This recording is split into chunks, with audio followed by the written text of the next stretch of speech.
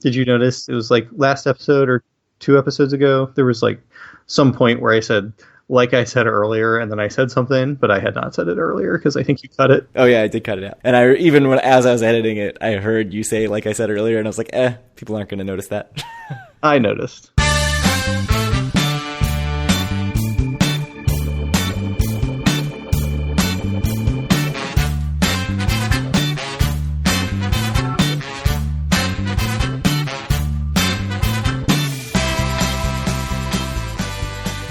Howdy, this is Thursday, April 20th, 2017, and this is episode 42 of Due for a Win, the Atlantic City and Casino Biz podcast. I'm Kyle Askin, joined as always by Craig Stone. What's going on, Craig? Happy to be here, as always. Happy to have a guest here to talk. Right. So we spoke to a special guest a little bit earlier tonight, Shawn Smith from AC Fan Expo. So I don't think we have too much else to say before just jumping right into the interview. So here it is.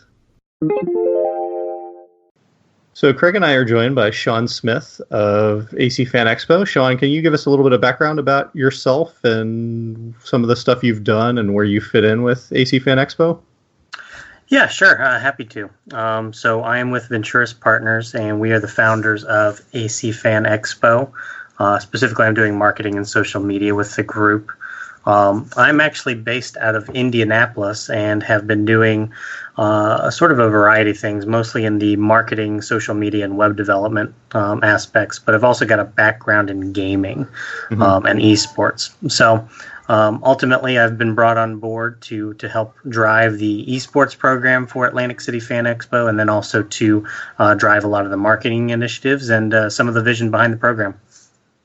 So with Venturis Partners specifically, is AC Fan Expo kind of the first major thing you've done with this group? I know you've done a couple things previously. Was that under Venturis Partners officially, or was that something set up for AC Fan Expo? Yeah, Venturis Partners was set up specifically for AC Fan Expo because it's a cross-collaboration between a couple of different companies.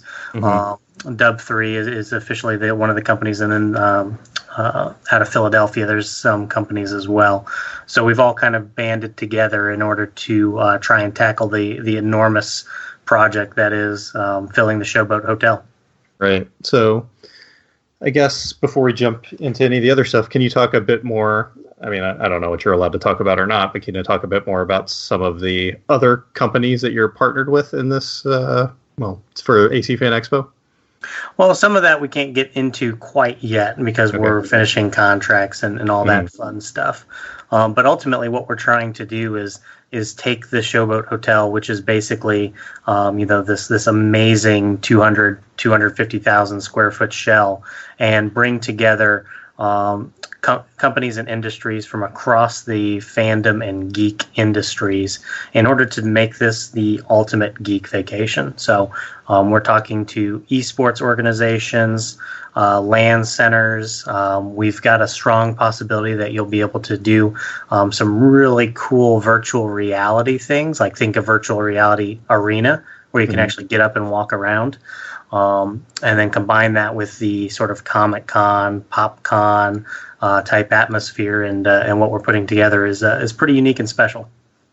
So I guess kind of the first question that pops into my mind, hearing that you're from Indianapolis, is how did this opportunity come up to take this on in Atlantic City?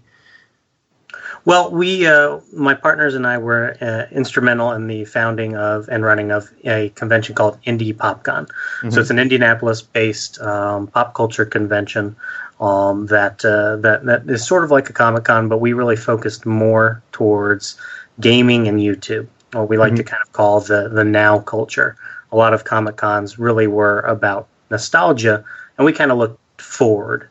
So from the work that we had done there, several of us had split off to form a new company called Dub3. And the specific aim of Dub3 was to create and bring millennial-centric entertainment to existing venues that are having trouble reaching young audiences. So, for example, movie theaters, amusement parks, all of these types of industries are seeing a steep decline from the millennial and Generation Z audiences because their habits have changed so dramatically. So from that work, we were introduced to Mr. Bart Blatstein, who is the new owner of the Showboat Hotel, and he got the vision, and he was open to experimenting, and so we were brought on board.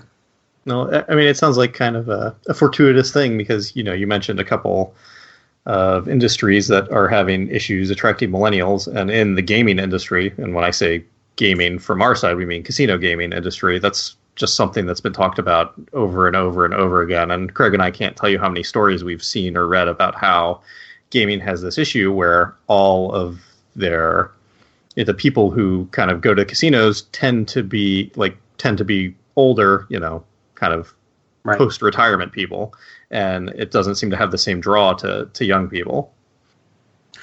Yeah, and I think that Mr. Blatstein was extremely, he had a very enlightened approach to that, and whenever he bought the property, he didn't want to follow the old Atlantic City model because it's clear that that's something that can't really be sustained for some of the reasons that you've just mentioned.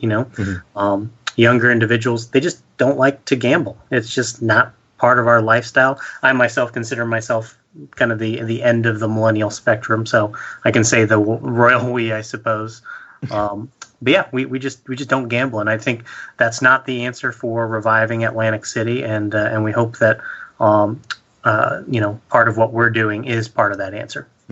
Just for science, how old are you? Because I think Craig and I technically are millennials as well, depending on where you look at it. So I'm 32, and based on sort of the sliding scale that you see out there, millennials can be defined anywhere from 85 to 90, sometimes 95, as far as your birth year. So I'm supposedly right on the edge of that. Yeah, we're both 83. I've even seen up to 80. So yeah. So I think I've seen up to 82. Gambling typically does 80 just because if you go to 85, it limits how much I think 21 and over people are there. So it's not as much data. Yeah. But and 80 would be 37, and that's young-ish for certainly slot players, if not all gamblers or casino patrons. Right. So has this been something that's been in the planning stages for a long time? I know it seems like it's happening very fast for us as sort of onlookers, seeing, you show up on Twitter, you have a website up. The article went up on Press of Atlantic City just a couple weeks ago. But sort of how long has this been ongoing that you've been setting this up? Oh, it's been incredibly fast. I think we were brought in the first time I saw Atlantic City was actually in February. So we were brought out there then, and that's really when the ball started to get rolling, and I don't even think that we had the full agreement until March. So it's something that's definitely happening very, very quickly, but we've made some really good progress, and we've got some great partners along the way that are helping us get it ready. So we're feeling very confident about being open for the summer. So, I mean, I don't know if you've listened to our podcast. I think it was a couple episodes ago where we talked a bit about this. But, I mean, I think for Craig and I, we're both, I've been to PAX East. Craig is into comic books and stuff like that. So we're both kind of rooting for this and hoping it's going to succeed. But, I think a lot of what is, what worries us about the venture is that it does seem rushed, and because of your background in indie PopCon, and you have this background in this, I think what I said a couple episodes ago is if it was just something that was a couple of conventions this summer, I'd be feeling more confident. So can you give us any kind of detail of how exactly you're going to do this for, I don't know, however many weekends in a row it is from Memorial Day to Labor Day, basically? Yeah, I'm happy to. And the thing that I'll say first that might be a little bit surprising is that we're not a convention. We're not a con. We will never be as big as PAX East. We have no desire to be another PAX. We may never even be as big as Garden State Comic Con. That's not what we're going for. Instead, what we believe is that what people truly want out of conventions isn't so much, 3,000 booths and waiting in line forever and paying $100 to meet, this one celebrity who is going to shake your hand for 3 seconds and then usher you to the back of the line. We think that what people really want is the community. I think that that's what makes conventions so appealing to fans all over, is that they know that they can be surrounded by other fans like them. And for us, instead of building a convention, what we're really trying to do is build like this amazing geek vacation experience that always has that convention-like atmosphere. So it doesn't matter what weekend you can come to Atlantic City, you know that you're staying in a hotel, that you're going to be surrounded by other gamers and comic enthusiasts and fans, and that trip to Atlantic City right now, if you are into those sorts of genres and you don't like gambling, there's not a lot for you. You can go and hang out on the beach, but after you've gotten sunburnt, the best thing for sort of that geek generation is to check out one of the arcades, which, by the way, those arcades only have claw machines. So there's really just not something there in Atlantic City that services the demographic that we're looking for, and that's what we're hoping to do. We don't want to or expect for 50,000 people to show up to this. Right. That would be insane. We don't expect to fly out some, triple A lister celebrity on day one and charge people $150 for autographs. We want to just make it a fun atmosphere where perhaps we can, reunite the Pokemon cast one weekend. Perhaps we bring out some of the Star Trek guys for intimate one-on-one interactions and panels and workshops, and ultimately just make it a space that you pick a weekend that you want to go hang out with, your old college buddies. Well, why not go to Atlantic City, where the place you're staying has wall-to-wall video games, has wall-to-wall board gaming. So if you just want to get together and roll dice, go for it. We're looking at installing permanent art exhibits with a major comic artist who I cannot mention yet. So if you've got a deep interest in comics, visit there, because it'll be a permanent museum installation. It's really about making it a hot spot on the boardwalk for geeks, for fans, and not about being a convention. Mm-hmm. So you have the 15 weekends over the course of the summer, and it does seem like from the website that they're going to have sort of a theme for each weekend. Is that right? Accurate? Correct. So how do you fill 15 weekends, I guess? Like, how much overlap do you think there will be in the themes? You kind of mentioned a couple of possibilities, but do you have anything fleshed out for specific weekends, or do you have ideas that you can share for how you fill 15 weekends? Yeah, absolutely. One thing that we've found from running these events is that if you break them all down at their core, they all have some of the same elements. So whether you go to PAX, whether you go to PopCon, Comic-Con, any of these fandom conventions, you're going to have the exhibit floor. And that exhibit floor is going to have unique merchandise, art, and sort of trinkets and sort of geek memorabilia that you can partake in. So that's going to be there all 15 weeks without fail. And then you have things like panels and workshops that are run by the fans that are in attendance. So if you want to work on your cosplay, we'll have some of that programming there for you. And then the celebrities that we are able to bring out, they'll also have panels where you can sort of give them Q&A style questions. So all of those things are kind of the common elements of each weekend experience. And then we just take that and add a little bit of a specific flavor to each weekend. So for example, I mentioned the Pokemon weekend. That is something that we are working on. We're very close to being able to announce when that weekend will be. But whenever you go that weekend, it will have a specific tilt towards Pokemon. Now, if you choose that weekend and you're not big on Pokemon, that's fine. You're still going to be able to get the panels, still going to be able to get the cosplay. The video game areas are still going to be lit up. The board gaming still going to be lit up. We're still going to have that private area, the lounge area for all the attendees.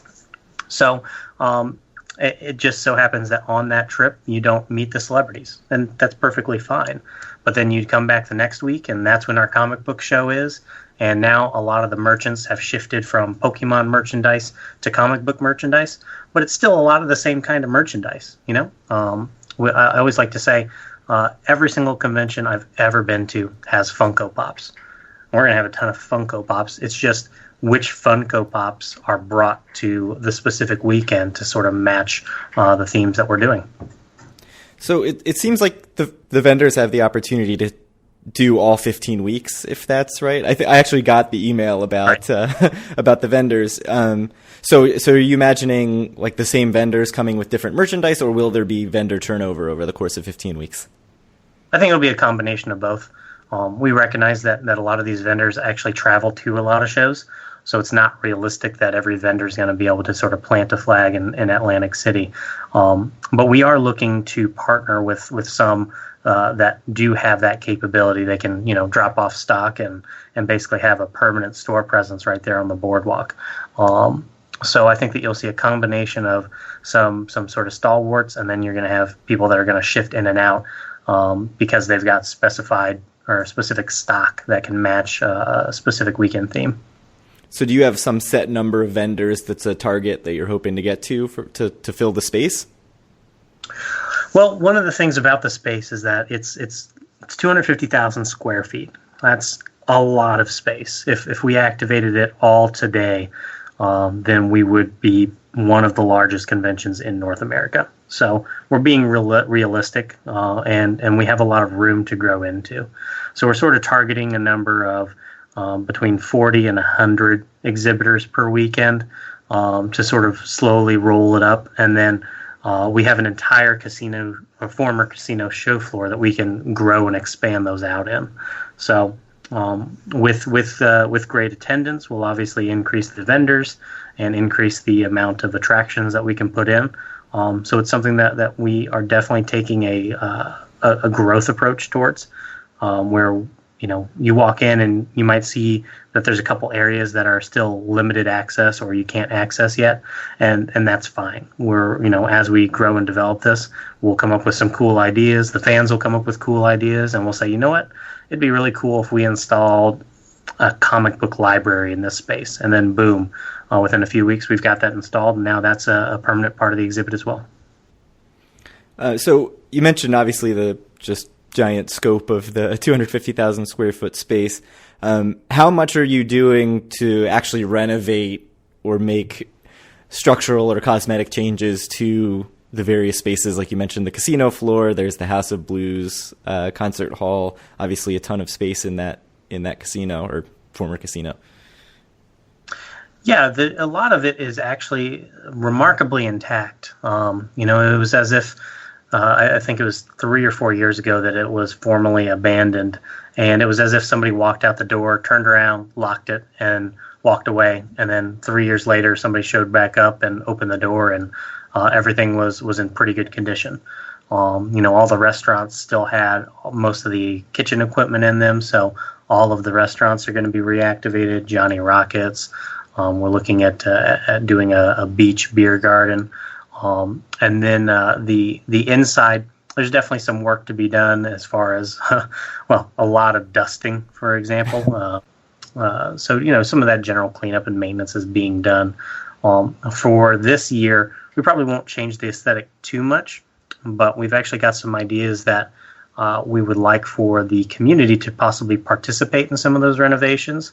And so we're talking about a program where if local artists want to come out and sort of create some murals or do some interior decorating, then we can kind of kickstart the building, give them summer passes for the experience, and a plaque dedicated to them ultimately helping to build what we're doing out there. We want this to be something that is definitely shaped by the community. So throughout this entire process, as we start getting more vocal, there will always be an air of, and by the way, let us know what you think. What do you want to see us create in this space? And if there's any way we can do it, why not? We're sitting on so much space. We've got to do something with it. Mm-hmm. So I know this is going to make Craig go crazy because I'm kind of jumping around what we had planned to ask you, but since you brought it up, you were talking about this season. So what is the plan with the showboat after Labor Day? Is it just going to close back down until Memorial Day next year, or are you not sure or not privy to talk about it? Or well, the showboat is and has been an active hotel for a while. For right now, people are basically staying there just as another option for whenever they want to visit, some of the other properties on the boardwalk. So in the off season, it is going to always operate as a hotel as it has. But we have seen that Atlantic City has become quite seasonal. So we're just trying to manage our expectations and fan expectations as far as how often we can be out there and confident that we can draw enough of a crowd to cover the overhead. But I would say that we're definitely not afraid of doing events and things throughout the winter months. So if those opportunities present themselves, we're totally game for them. If the local community and really embraces the idea and they just want to hang out every single weekend of the year there, I mean, we can definitely go down that road. So you had mentioned that how sort of left intact Showboat was, and when the Showboat reopened, I think that was actually a little bit shocking to people, but maybe also not in a good way. You go in and there's still signs for the House of Blues. There's still signs pointing you to the casino, and it looked like basically they put up temporary barriers and just said, "Go to your rooms," and otherwise everything's closed off. So. How much are you doing to sort of make it look more inviting and look less like you're in the former Showboat Casino and make it more that it's actually the AC Fan Expo? Well, yeah, I mean, that's our entire job description. We have people on site right now converting one of the second floor spaces into a LAN center. So, that work is currently ongoing, and that's just a process of just starting to install stuff. Because one of the biggest issues is just that, behind those banners they put up is that it's just a giant empty floor. So the management made the decision of, choosing to try and hide some of that until they figured out what to do, and ultimately until we came along, and now that is our job to start filling those spaces out. So our plan is to work from the boardwalk towards the main entrance of the showboat. So you'll see that the show floor will start just after you enter from the boardwalk and extend probably 1/3 to halfway whenever we first open up, and then some other spaces again will kind of be activated and greenlit throughout the summer as we get them up and running. So it's definitely something that whenever you walk in the first few weeks, you're going to see that we're actively building this monster. But again, I think that's part of the fun of it is you can kind of see this this colossal monster we're creating sort of bit by bit. You mentioned sort of Boardwalk Inn. I think you mean the interior. Do you have any purview, I guess, over the exterior, like things that are happening on the outside? Will there be big signage for the showboat on the outside of the building? Yeah, absolutely. We're working on renovations and drawing up plans for the signage. As you mentioned, there's a lot of old branding, House of Blues, that sort of thing, and we've got sponsors and partners that are coming to the table that are going to start replacing that and fixing it up. So there's a lot of work to be done there.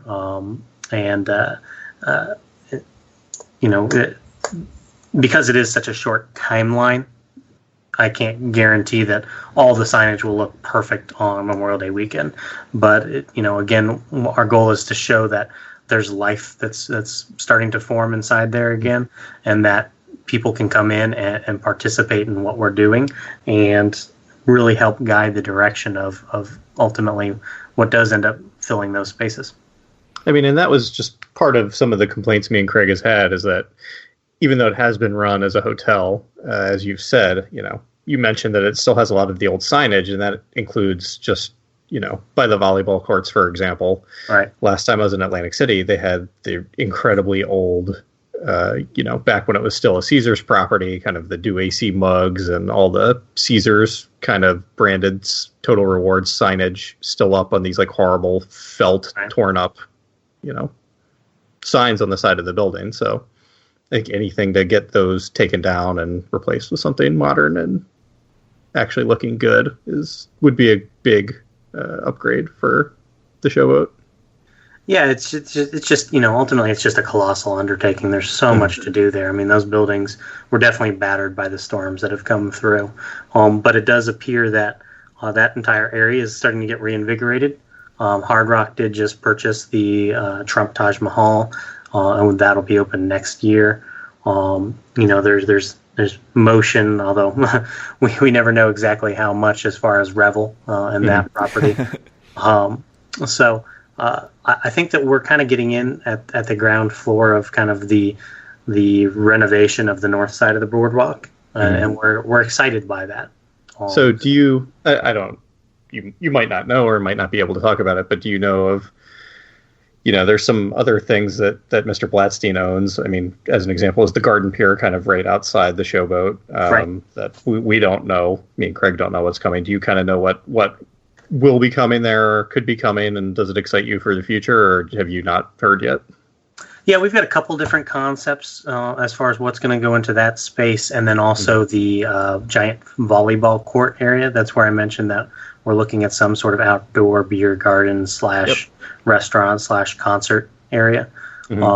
So nothing to put in stone, but those properties are definitely on our radar, and we definitely want to tie in as much as possible the outdoor beach atmosphere and experience as much as we can, because we think that's kind of essential to that whole vacation mentality. So obviously it's like you've said, it's a huge undertaking, and it seems like there's a lot of different stuff going on, and the scope is just enormous between video gaming and comics and all the sort of other elements of geek culture, the beer garden.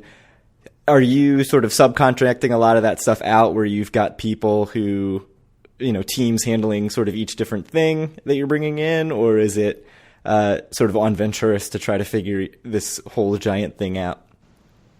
Well, we really consider ourselves the hub of the wheel. And so what we're trying to do is we're trying to reach out and find a lot of really energetic partners that can be the individual spokes. For example, we found a gentleman named Andrew Wang out of Philadelphia, or Phoenixville specifically, and he owns an operation called Gamers Heaven, very successfully out there. It's a 3,500 square foot LAN and board gaming social space, social club. And so instead of us trying to do it ourselves, we reached out and we tapped him as the expert because we know that that's his passion. So whenever he installs this and designs it, then we know that it's coming from a place where, he's very passionate and has a lot of experience and he's knowledgeable. And so that whole sector will sort of be run by Gamers Heaven. And then we've got different partners for the virtual reality, different partners for comic book installations. So as much as possible, we're really trying to just aggregate all of these wonderful fandom and geek businesses that are looking for great ways to expand their own business, expand their own brand, and reach new audiences.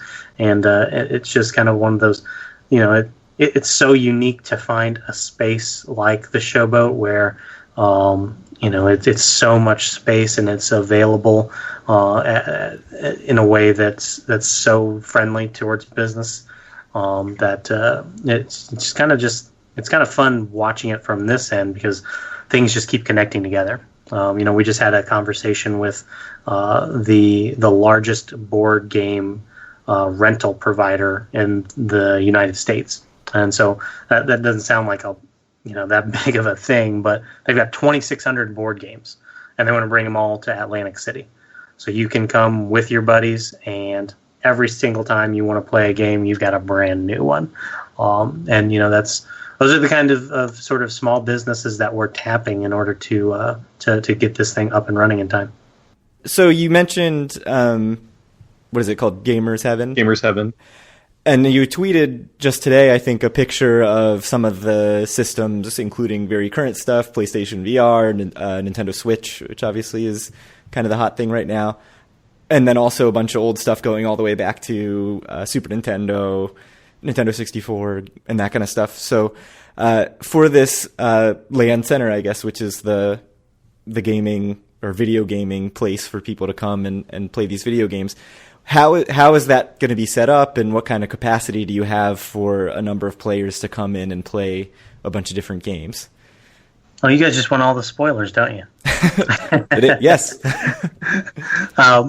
I'm just teasing, of course. So what we're doing with that space is we want it to be a good mix of old and new, because so you can expect whenever you walk into the space, there's going to be an area with, let's just call it 50, 60 PCs all strung together with the best Ethernet available, where you can go sit down and frag some noobs in League of Legends or whatever latest titles that you want, and that'll be sort of that esports vibe. We'll be able to use those to attract national tournaments and professional teams to play against one another.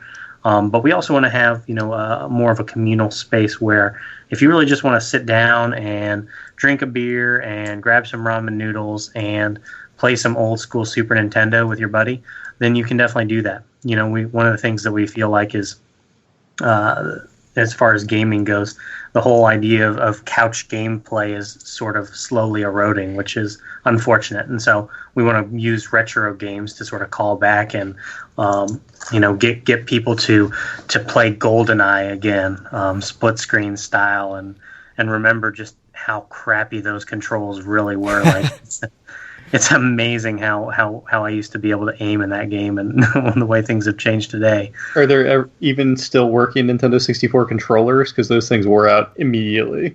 Oh yeah, absolutely. Yeah, they got all that dust in the middle of them, and you had to clean them out with a toothbrush. We've got all that equipment.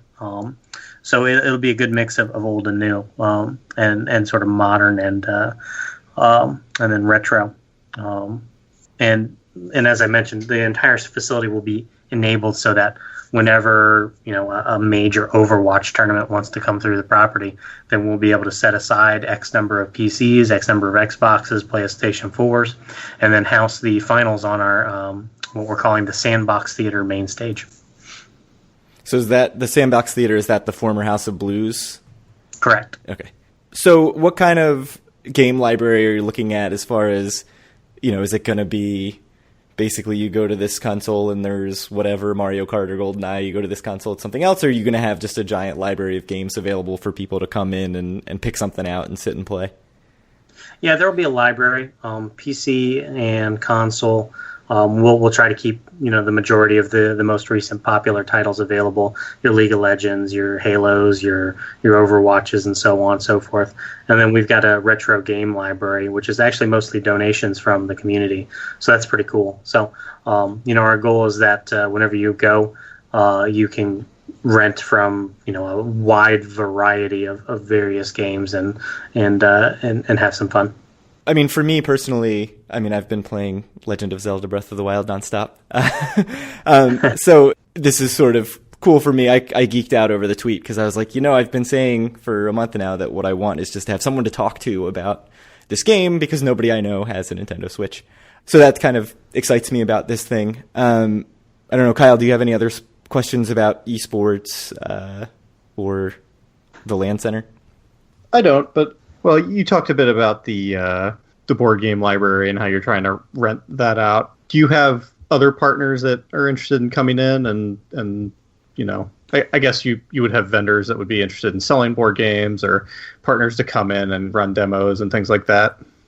Yeah, absolutely. Yeah, we're definitely reaching out to we've got a pretty wide network of exhibitors and vendors and all sorts of fun stuff. So we're going to bring anybody that's willing to spend some time in Atlantic City out to help strengthen the whole experience. And then do you have plans for things like card game tournaments and obviously Magic the Gathering being the classic example? I think Gamers Heaven actually does do that stuff as well. Right. In their Pennsylvania location. So do you have plans to do that? Is that sort of under their purview? No, we absolutely do. It's ultimately a lot of it's going to come down to demand. We have the space to do a Magic the Gathering tournament. Do we have the audience that wants to do it? That's really the question. And so what we're going to be looking for is if there is an organization, and it may be Gamers Heaven, they do some smaller tournaments.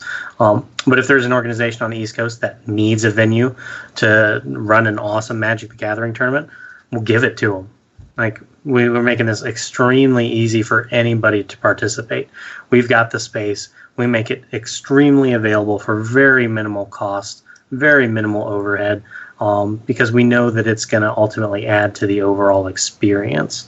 So, there's going to be a little bit of, we're going to put together some of the things that we know the best. Magic is one that we've got some good experience in, so I would expect that. If we get a phone call from the makers of Gwent and they want to come out and do Gwent tournaments, heck yeah, let's do some Gwent. Pokemon cards, the whole thing. Whatever the fans want to happen in this space, we're ultimately going to drive those initiatives first. Mm-hmm. So, I mean, you can correct me if I'm wrong, but it sounds like to me, I mean, it seems like you have kind of some ideas for some of the weekends, but it sounds like, are you saying that you're still kind of going to be taking a wait and see approach? And is that necessarily going to be for, still some of the weekends in 2017 people will be able to influence and allow you to decide what you want to do for them? Or do you think you have that more or less planned out and this will just be for 2018? Well, I think that there's a little bit of a combination there. We've got a lot of our themes sort of planned and the ideas of what we want, but some of that comes down to availability of guests. So, for example, I mentioned the Pokemon theme, which we do have confirmed, but we don't know which weekend it's going to be yet. So that's sort of this delicate juggling act that we're going through right now of when are we able to formally lock things in, and when can we talk about more of that stuff. But again, I really believe that there's a commonality on almost all of these genres, that if you like Pokemon, there's a pretty high percentage chance that you like Magic the Gathering. You probably got into Pokemon cards because you started with Magic. If you like comic books, there's a pretty high chance that you do like video gaming. So I don't think that having a Magic tournament stops the Pokemon weekend from happening. I think it just makes Pokemon weekend that much cooler, that you can come and not only get some Pokemon, but you can also get Magic the Gathering. So we could do Magic the Gathering every single weekend. If there's enough demand, then we can do some open box tournaments or some closed sealed box tournaments, and just small prizes here or there, and just make it sort of a regional thing. And maybe even do a big build-up where Labor Day weekend we take all the winners of each week and stock them into a tournament. And that's an amazing idea that I'm going to write down and get us working on immediately. That's exactly the kind of stuff that's going to happen. Is we'll have these conversations. People say, well, have you thought about doing this? And then the answer is no, but we like the idea and we have the space, so let's just do it. So you mentioned a lot about sort of having the space available if people come to you and say they want to do something, like you mentioned a Gwent tournament. How much are you actively reaching out to people to try to drum up that interest and say, hey, we have this space, do you want to come do this, and sort of getting all those irons in the fire? That process is ramping up considerably right now. So we just selected our ticket agent. The website launched last week. Social media launched last week. So we're really just now starting to build the audience, and within the next few days, I'm not sure when the podcast will release, but it's the April 20th right now, and so within the next few days, we'll really start putting out some of those rallying cries, start opening up some contact forms, start asking for the community to help spread the word, and see where it goes from there. But one of the sort of keystones of who we are as an organization and as a company is that we are extremely adaptable, we're flexible, and we're able to react to what's sort of happening. So we don't have 100% of these floors mapped out. We don't have every single event scheduled right now. We're not even close. But we have the general notion of what we want to do, and then the faith that the fans are going to think this is a really cool idea, and that they want to somehow try and get themselves involved. And I think that we've seen that, interest just from yourselves, for example. That's everybody we've talked to about the idea loves the idea. They have no idea how we're going to pull it off, but they want to be a part of it. So we're excited to start getting on the megaphone and start beating the drums, and being on this podcast is kind of one of those first steps. Mm-hmm. So, I mean, I think you kind of summed up our thoughts pretty well. Is that me and Greg are excited for this, but we're concerned perhaps about how this is going to work out. And I guess kind of my question is, it sounds like you are going to be taking maybe a wait and see approach, especially to maybe some of the later weeks in the summer. But I mean, do you at least have some kind of, not big stuff, because you said it's not going to be humongous con, but some cool stuff for the first few weeks? Because, in my mind, and you can disagree with me if you want, but the first couple of weeks are going to be key just to seeing if people like it or not like it, or if you have kind of the quantity of people you need to really make this work and make it seem like a cool space and not 250,000 square feet of emptiness. Right. Yeah, we've got a lot of that planned out, and I think that ultimately we are completely okay, and we'll be upfront with people that this is going to be, a little bit of a beta experiment, and that you're going to walk in and you're going to see different things, like I said, that are on their way or in progress of getting done. But I think as long as people see what we're working towards, especially those that are from the area, that are from the region, that maybe come to Atlantic City a couple times a year anyways, we'll really appreciate what we're trying to build out there. We're in this for the long haul. So it's not going to be a situation that we come out and the first couple weeks of June have pretty low turnout, and then we pack up our things and the rest of the summer is canceled. That's not how we're approaching this. We get it. We even know that, the sort of seasonality of Atlantic City, the first couple of weeks of June are generally pretty tepid. So we have the advantage of being able to use that, so we can kind of slowly unleash this beast upon the fans. Everything we're doing, we're not going to be gouging people and trying to take advantage of them and cash in on opportunities really quick. We're really trying to make everything extremely reasonable, extremely affordable, extremely fun, and then again, invite them to help us shape it. Because we do have a long-term view and approach for what we're doing in Atlantic City. I mean, we've got employees that are moving there right now. So we're committed to this thing long term, and we hope that the fans, even if they do come in the first week and they're like, you know what, this isn't quite polished, we're hopeful, and we believe that the fans will be thoughtful that what we're trying to do out there is pretty special, and given some ample time, it'll turn into something that's really, really cool. So you mentioned that you're not trying to gouge people. I mean, as of right now, nothing about pricing has come out. Is there anything that you can announce on that, or is it just that it's going to not try to gouge people? For right now, it's just that. Right now, we're working on ultimately presenting several different package levels. So depending on what kind of experience you want, you can kind of build around that. We're working with the hotel to secure good rates, built-in perks for those rates. Atlantic City is always going to be a bit Atlantic City as far as pricing and hotels are concerned. But we're going to have affordable passes that if you just want to come out for the day and not stay on the property, that's completely fine. There's no requirement that you have to stay there. You can make a road trip out of it and choose to come out for just the day and then drive back. We know that there's a big metro area around there, and a lot of people will choose to do that, and we'll embrace that. So we we definitely want to make sure that everybody gets a lot of value out of what the ticket and the admission ultimately includes. So we're very conscious of that, and we believe that it's important to make this as accessible as possible to as many fans as possible.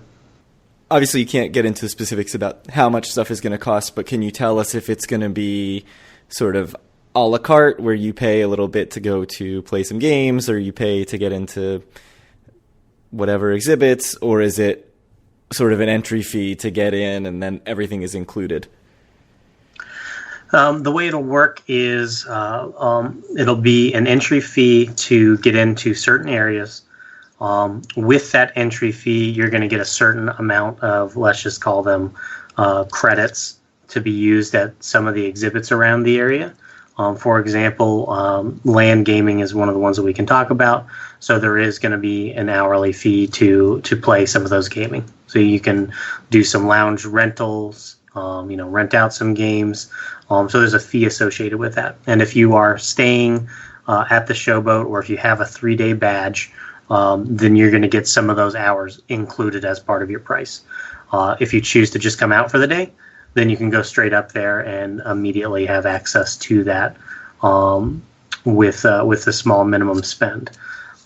So there are going to be individual elements throughout that will have a cost, but certain things will always be free, and these are the things that the traditional con you always expect, things such as panels with celebrities. Like, we're never going to charge you admission for hearing, the Power Rangers talk or whoever is on stage. So panels and workshops will always be free. Access to the exhibit hall is always included in the admission price. Some of the museums and exhibits that we're hoping to put in there will be included. And then we're going to have a private lounge upstairs where anybody who is participating in the show is able to hang out and have sort of a private space. So there's a lot that's going to be baked into that ticket price. It's going to be kind of like a cruise ship mentality, in that you can come there and you can spend $20 and enjoy a few of the free samplings and hang out there all day, and it's completely great. You only got $20 and you enjoy your day for $20. But if you want to go all out and you want to get extra rounds of laser tag or virtual reality room or whatever else is out there, then you can do that. You can make it that vacation splurge weekend for yourself. So it'll be affordable whether you're looking to splurge as a vacation or if you're just looking to hang out with your buddies for the weekend. We're going to have options available for all those groups. So you mentioned the workshops and panels and stuff will be free. Do you mean included with that ticket price? Correct. Yeah. So included with that ticket price. Thank you for that clarification. So is there anything, if you're just wandering down the boardwalk and you want to check it out, can you just walk in the doors of the showboat and see the AC Fan Expo, or do you have to pay before you even get in and see anything? So you'll be able to walk into the showboat. The second floor will definitely be access controlled. That's where a lot of our more exclusive stuff will be held, but there will be a lot that you can access or at least see visually from the first floor coming off the boardwalk. But as soon as you want to enter into, some of the board gaming lounge areas or our arcade or laser tag or virtual reality or whatever, that's whenever you'll be expected to get a badge and or pay the fee for the particular exhibit that you're trying to see. Is there other examples around the United States? Has there been kind of examples of something like this where it's not a con per se, but kind of a mini gamers meet up every weekend at a location?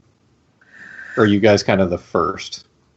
I really think that it's happening all across the U.S. I mean, it's everywhere, but it's in small local game shops. It's your hang in your local board game shop. It's your hang in your local gamers heaven. And so to this scale, no. But all we're trying to do is take those experiences and scale them up and hopefully create a community that helps people find a new network of friends if they're struggling to do so. One of our ideas that we have out there is we're going to put up what we're calling an LFG board. And LFG stands for Looking for Group. So if you want to go out there and you want to have a 6-person Dungeons and Dragons campaign, but you've only got 4, well, then you stick a note up on the LFG group, meet us at this room at 1 o'clock. And our hope is that, 2 people will wander over and decide to join, and possibly, that's where friendships are formed. And that's the kind of thing that does happen at a local scale for some of these board game areas and various shops. But I think that it's something that the biggest shows end up missing out on, because it seems like you grow to a certain size and a lot of that magic is lost and instead replaced with overcrowding and giant lines and access gates everywhere. So the entire concept of what we're building really does center around this idea of community, and we really hope that when people come out, they have an open mind, and those that are looking for new friends can find them, and those that maybe don't necessarily need to expand their network, but they want to do some cool games or participate in tournaments with other like-minded individuals, and they can do that too. But at the end of the day,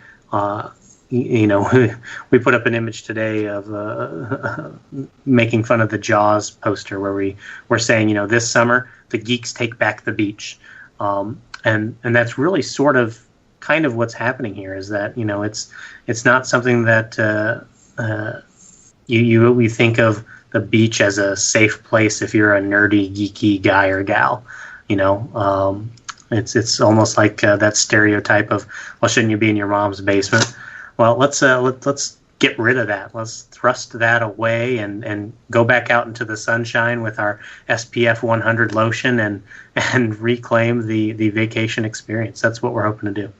So to me, it sounds like maybe that instead of thinking of this as an actual convention, would you say it's maybe accurate to think of it as like a giant LGS? Because it sounds like a lot of the stuff that you want to do kind of is stuff that is found in LGSs, whether it's the meetup board or whatever. Yeah, I'm not familiar with LGS. What's that acronym for? Local gaming store. Sorry. Oh, okay. Yeah, sorry. Yeah, absolutely. It's taking that mentality.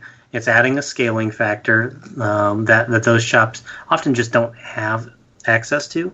Every one of those shops would love to be able to do virtual reality, but the overhead and cost to doing so is very prohibitive for them. And we're in a situation where we can cram all of this under one roof, so we can make it sort of that ultimate mecca hang. And we think that one of the cool potentials here is that we would love to host like college reunions and things where you had that group of guys and gals that you hung out together in college and you all drifted away, and you want to figure out a way to get back together. Well, make it a weekend in Atlantic City, where you can play Halo to your heart's content, the original version, and then just hang out on the beach and enjoy some beers and enjoy the other attractions that are still there in Atlantic City, because there's quite a bit to take in there. So I think we should probably start wrapping up here pretty soon. But one thing that we talked about, Kyle and I, last episode was just how with the short time leading up to this and the 15 weekends and obviously the space to fill, it seems like it's just an enormous marketing challenge. So how do you get the word out that this thing's here, this is who we're trying to attract, come out and check it out? Well, I think that ultimately what we've seen with PopCon and other events like this is that the fans are going to do a lot of our work themselves, because it is so cool, it's so unique that we hope that people start chatting about it. So our social media is really starting to drum up now. You saw the first post of what will be mini as our staff on site begin making update posts. So you'll start to see pictures of the renovations that we're going through. They'll be live blogging a little bit of some of the challenges that they're facing. And we want this to be very much a social experience for everybody. So you're going to see your traditional billboard ads and radio and TV and pizza box toppers, and we've got a significant marketing budget to do all that stuff. But at the end of the day, we hope that people are going to see that We're going to be very active on social media and communicating with people. And when you communicate with us as a fan, you're talking to other geeks. We're not some mega corporation that's just full of suits that are trying to throw cash at something here. We actually believe in the community, in the spirit of these events, and we want to make them fun, not just for the fans, but for ourselves. I think it'd be incredible to just, take a Dungeons and Dragons weekend and just invite out 6 of my buddies and just go ham, Just roll dice for a weekend, take occasional breaks out onto the beach whenever we kill off a character because of random boulders.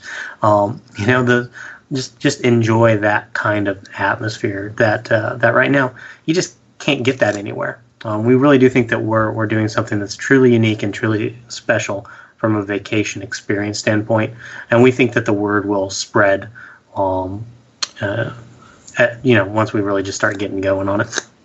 So with Memorial Day basically being a month away, when do you think you're going to have kind of more concrete info up on your website or Twitter or wherever? That'll definitely be starting to come out this week into next week. At this point, I'd say 80-90% of the information we have is fairly concrete. We just have to wait for some dotted lines to be signed. So that's all ready to start getting out there. So very soon the floodgates will open and we'll really start doing a lot of chatter. We will be treating Memorial Day weekend as a sort of a preview weekend.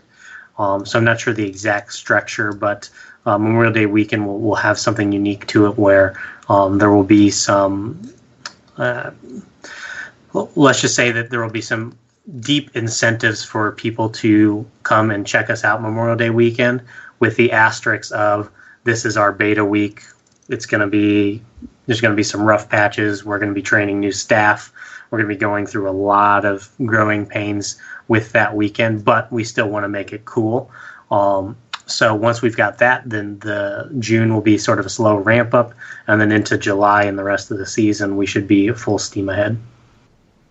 So I think, for me at least, this gives me a much better idea of what the big picture is, because I think Kyle and I both sort of had a hard time wrapping our minds around, what happens with all this space and all that stuff. So, the way I'm almost thinking of it now is it's more like, the Showboat used to be a casino, and what used to be a casino is now going to be like the geek lounge, like the place to go if you're a geek.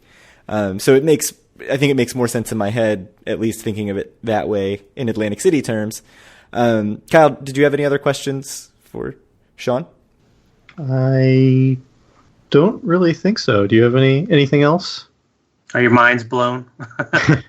I'm just running through all the things that I want to happen that are like my own personal geeky interests. So look for us to do like a communal board of some sort where we're going to ask people to start doing those things.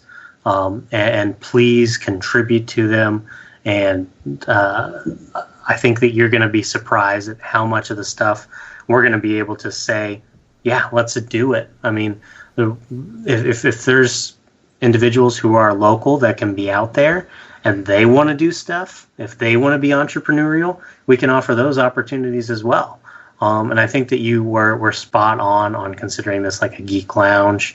We like to think of it almost like a geek circus even, because it will be a bit of, once you're under the tent, there's going to be so many things to do that you'll be able to sort of pick and choose and build entire weekend plans around them. But yeah, it's just like the circus. We're going to start with a couple of small tents and slowly grow this into a giant 3-ring affair, minus the animal abuse. Good call.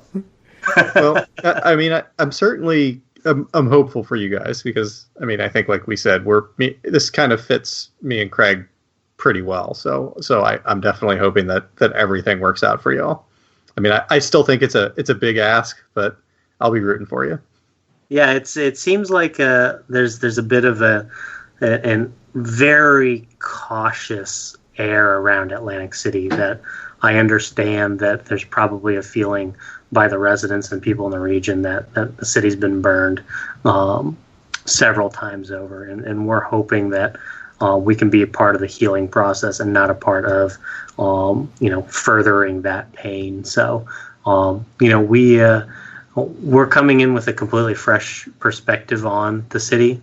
I think it's gorgeous. I think there's so much potential out there. It's a shame what has happened, but we think that what we're doing can be part of the solution, and we hope that through what we're doing, we can generate a lot of jobs.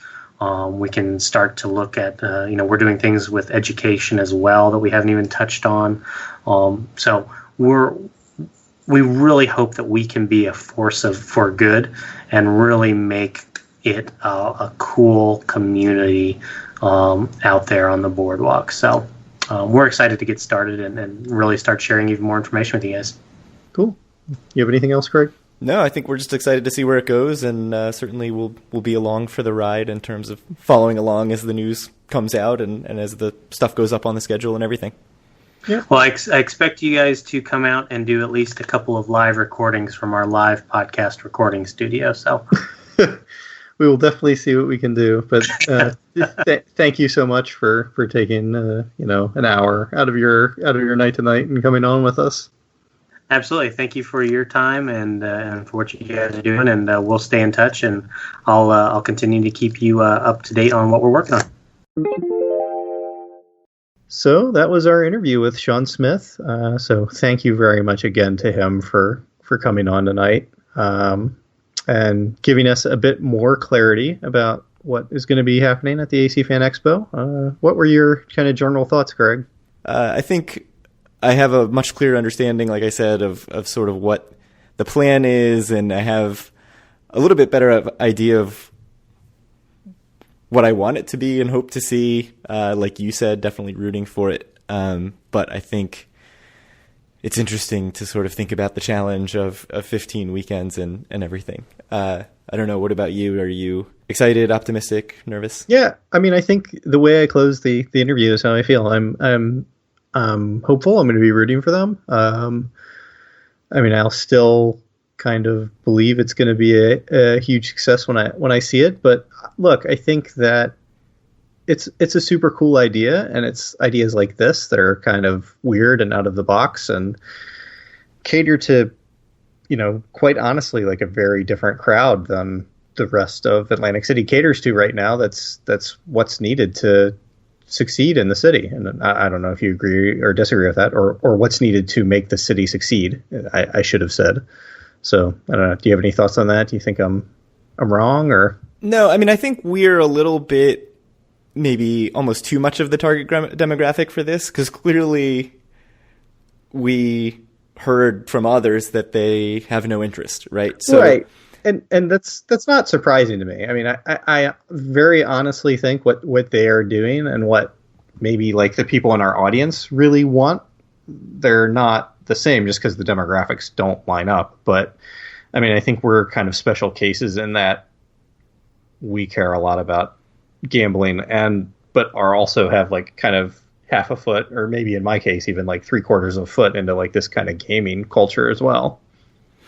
Yeah, and so I think to me, coming into this, I was curious about the choice of Atlantic City, because like we've talked about, so much of the marketing of what brings someone to a casino in Atlantic City is how do you get gamblers from, the valleys to the resorts. Like, that's what I want to do. I want to get gamblers from the other places in town to come to me instead.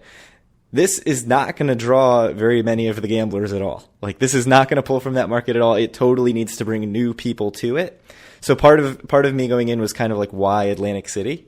And I think a big part of that answer is a casino floor sort of builds out very nicely into this thing. No, it can be retrofitted. It is a great space for that. And I mean, I wouldn't say it pulls not at all from gamblers. I mean, I think there's kind of some crossover in the same way there's crossover between gambling and the water park, maybe, right? Like, this could be a good thing for kids to do while, maybe the father gambles or something like that. Maybe in this case, the water park, it's younger kids, and with AC Fan Expo, it's slightly older kids. But I wouldn't say there's no crossover, but no, there are going to be a lot of dads with teenage kids who are pretty excited about dropping off their 15 or 16-year-old, telling their wives that, oh, I'll take the boy, I'll show him a good time in Atlantic City at the AC Fan Expo, and then they hop over to whatever, the Caesars or the Hard Rock in 2018. One of the big takeaways for me was that it seems like, they have marketing budget. He mentioned TV advertising, radio advertising. So that's important. That was something that I always thought was missing from T Street, is that you just didn't hear about it too much, and that they have long-term plans. So they have ambition beyond 2017. They clearly, Shawn clearly mentioned the beta thing early on, which part of me is nervous about because, right, like we've seen with T Street, and also to a much bigger extent with Revel, like you never really get the chance to launch again. The launch is such a huge marketing opportunity, and so it's hard to convince people that something is new when they see it's already been open and the reviews start coming in. But the fact that it seems like they have the budget to make a run of this for longer than just 2017, I think is a big takeaway from what he said. Presumably. I mean, we don't know that, but it was indicated that could be the case, but things can always change. Right. Yeah. I mean, obviously, I think if if things go horribly wrong, I don't think it'll be back for 2018. But hopefully, right. It seems like he's ready to be pretty adaptable and see where things go, and hopefully things work out. It is good that they do have some con experience, and that I think that will help a ton. Which is not something I knew before you put together the questions for the interview.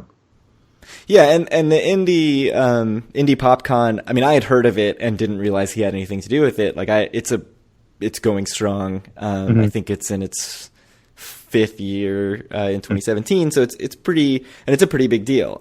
So knowing that he was one of the founders of that and had his hand in that, like clearly he has this experience. The other thing is I think he was fairly realistic about the sort of fact that 5 weeks from now it's not going to be fully fleshed out, and they don't expect people to be banging down the doors. And if he had said like, we expect 100,000 people on May 28th or whatever, I would have said, oof, this is not a good thing. But he does seem pretty realistic about that. And I do appreciate that. I mean, I feel like it was a pretty realistic look at what you can expect. I mean, there was clearly some marketing involved. I mean, that's why he came on our show. But I mean, it wasn't just all bullshit. Oh yeah. Hopefully, which was kind of like what I was expecting. But it was good. It was better than that. Yeah, and hopefully the audience gets something out of it. I think we probably have a pretty good segment who isn't interested and isn't going to be interested, but that's fine. I mean, that's not who they're going for. If this succeeds, it will bring a crowd into Atlantic City who would never have gone to Atlantic City otherwise. Yes, that's absolutely true. I mean, if you go to a place like PAX, looks very different than a place like Caesars. I mean, it's just could not be more different. So, like I said, just absolutely best of luck to them. I'll be rooting for them, and we'll see how it goes in just over a month. Yeah, like my brother said, we should print coffee mugs that say, we'll see how it goes, or we have to wait and see. Was that what he said? We'll see how it goes. So, yeah, I think we can probably go ahead and wrap this thing up. I think we should probably come back maybe next week with a more traditional, news and gambling and the stuff that you'd normally expect from us kind of episode. Yep. I will say as my kind of closing thought there, I would love nothing better than to talk to Shawn again in 2 or 3 months and him to be like, I told you so. I told you that this was going to just work beautifully. I mean, that would nothing would make me happier than that. So, because for me, like I said, I really do want this to succeed. I think if it succeeds, it's going to be a great thing for the city. Yeah, great thing for the city, and from a personal standpoint, like I just want to go sit down and play some like Mario Kart Double Dash on GameCube or some old SNES games and that kind of stuff. So this is certainly hitting me right in the target demographic. All right. So anyway, thanks to you all for listening to this. If you want to reach out to us, you can reach out to us or any of our other listeners and have generally good conversation about Atlantic City. You can join our Facebook group at facebook.com/group/doforawin. You can follow along all of our content at doforawin.com. Find our podcast on iTunes, Stitcher, Google Play, TuneIn Radio, and maybe YouTube some more, maybe? Yeah, so I did get the last episode up on YouTube. It was the first one. I haven't been tracking how much it's been viewed, but I did finally fix the glitch where it was crashing. So, yeah, maybe. We'll see. It's not the fastest job, so if you like it, let us know, and I'll keep doing it. Mm-hmm. You can reach out to us on Twitter at DoForAWin, or send questions to us at doforawin@gmail.com. Any last words, Craig? No, just the usual. Good luck if you're headed to Atlantic City. Thanks again for listening. We'll talk to you all next week.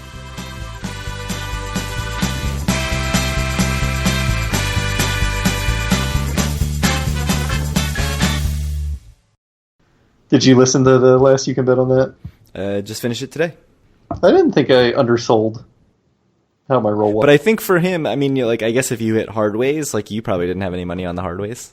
No, it was my first, like, if my second roll was like that, and I had, like, the bankroll I had at that point, I would have, but it was a $50 table, and I wanted $500. That was a betting shit.